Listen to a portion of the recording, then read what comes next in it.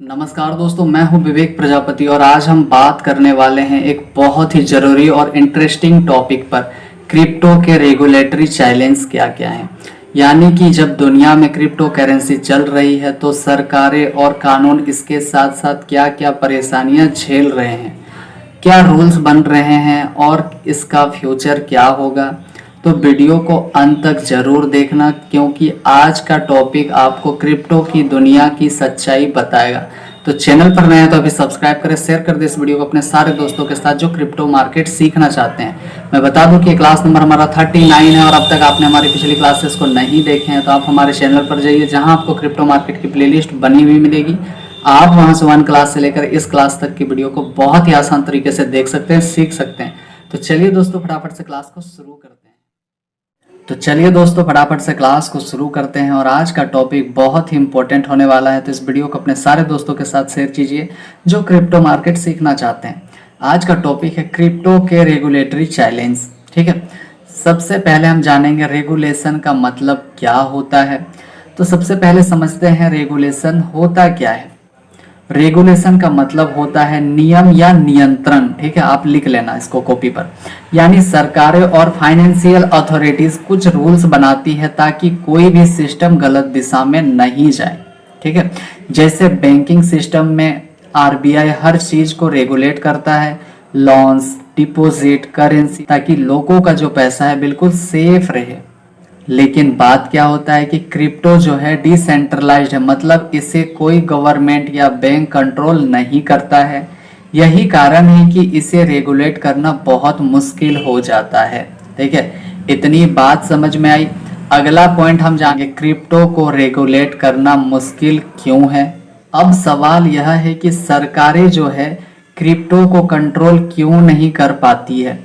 पहला कारण, ठीक है, पहला कारण हम जानेंगे, आप चाहें तो इसको भी लिख लेना। क्रिप्टो पूरी तरह से डिसेंट्रलाइज्ड है, कोई सिंगल अथॉरिटी नहीं है जो सारे ट्रांजैक्शन को देखे।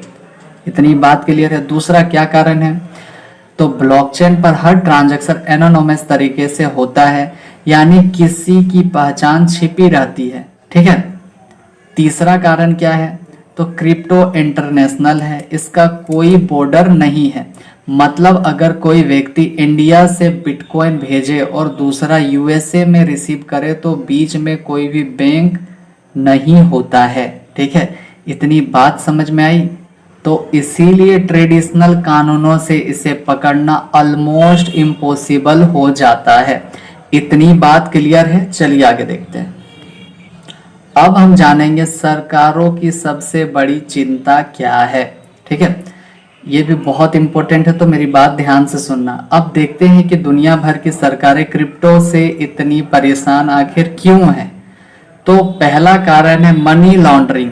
अब ये क्या है, लोग इलीगल तरीके से कमाए पैसे को क्रिप्टो में डालकर साफ कर सकते हैं। ठीक है। दूसरा क्या है, टेरर फंडिंग।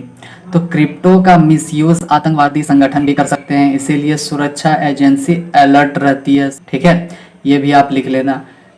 अगला पॉइंट क्या है, टैक्स इवेजन। क्रिप्टो डिसेंट्रलाइज्ड है तो बहुत से लोग अपने प्रॉफिट पर भी टैक्स नहीं देते हैं। ठीक है। अगला पॉइंट क्या है, मार्केट मैनिपुलेशन। तो कई बार बड़े इन्वेस्टर जो है मार्केट को मैनिपुलेट करके छोटे इन्वेस्टर को नुकसान पहुंचाते हैं। ठीक है, इतनी बात समझ में आई। अगला क्या है, अलग अलग देशों का नजरिया क्या है। तो हर देश का क्रिप्टो रेगुलेशन पर अपना अलग नजरिया है। ठीक है।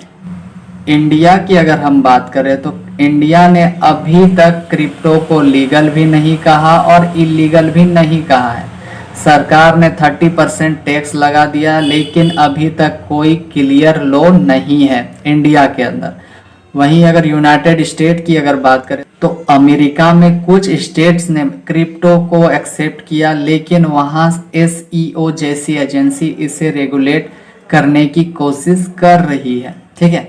वहीं अगर जापान की हम अगर बात करें तो जापान ने क्रिप्टो एक्सचेंज को लीगल स्टेटस दिया है और वहां प्रॉपर लाइसेंस सिस्टम बना हुआ है। ठीक है। वहीं अगर चाइना की हम अगर बात करें तो चाइना ने क्रिप्टो को पूरी तरह से बैन रखा है, लेकिन फिर भी वहां माइनिंग अंडरग्राउंड होती रहती है। इससे साफ है कि हर देश अपने तरीके से इससे निपट रहा है।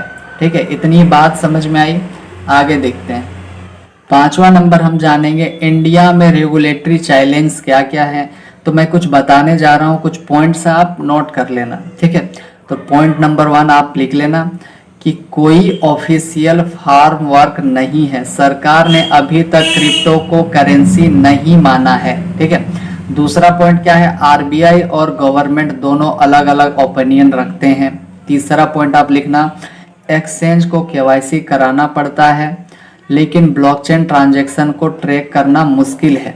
ठीक है, चौथा पॉइंट आप लिख लेना, बहुत से लोग अभी भी स्कैम का शिकार हो रहे हैं क्रिप्टो की दुनिया में। ठीक है, तो मोटा मोटा बात में अगर समझने की कोशिश करें तो यानी सरकार को अभी लंबा रास्ता तय करना है ताकि इन्वेस्टर को सेफ्टी मिले और इनोवेशन भी जारी रहे। ठीक है, इतनी बात समझ में आई। छठा नंबर क्या कहता है कि क्या होगा भविष्य में, चलिए इसको भी समझते हैं। तो अब सवाल है कि आगे क्या होगा। भविष्य में सरकारें क्रिप्टो के लिए ग्लोबल रेगुलेशन फ्रेमवर्क बना सकती है। सीबीडीसी यानी कि सेंट्रल बैंक डिजिटल करेंसी जैसी चीजें उसी दिशा में पहला कदम है। इंडिया भी आरबीआई के डिजिटल रुपीस पर काम कर रही है ताकि ब्लॉकचेन का फायदा भी मिले और सिस्टम भी सेफ रहे। ठीक है, अब हम बात करेंगे निष्कर्ष की। तो दोस्तों, क्रिप्टो को रेगुलेट करना आसान नहीं है लेकिन ये जरूरी है ताकि लोगों को स्कैम से बचाया जा सके और डिजिटल इकोनॉमी को बढ़ावा मिल सके। अगर क्रिप्टो और गवर्नमेंट साथ में मिलकर काम करे तो एक सिक्योर और ट्रांसपेरेंट फ्यूचर बनाया जा सकता है। तो अगर ये वीडियो आपको इन्फॉर्मेटिव लगी हो तो प्लीज़ लाइक करें, शेयर करें अपने सारे दोस्तों के साथ जो क्रिप्टो मार्केट को सीखना चाहते हैं, और चैनल पर नए हैं तो अभी सब्सक्राइब करें।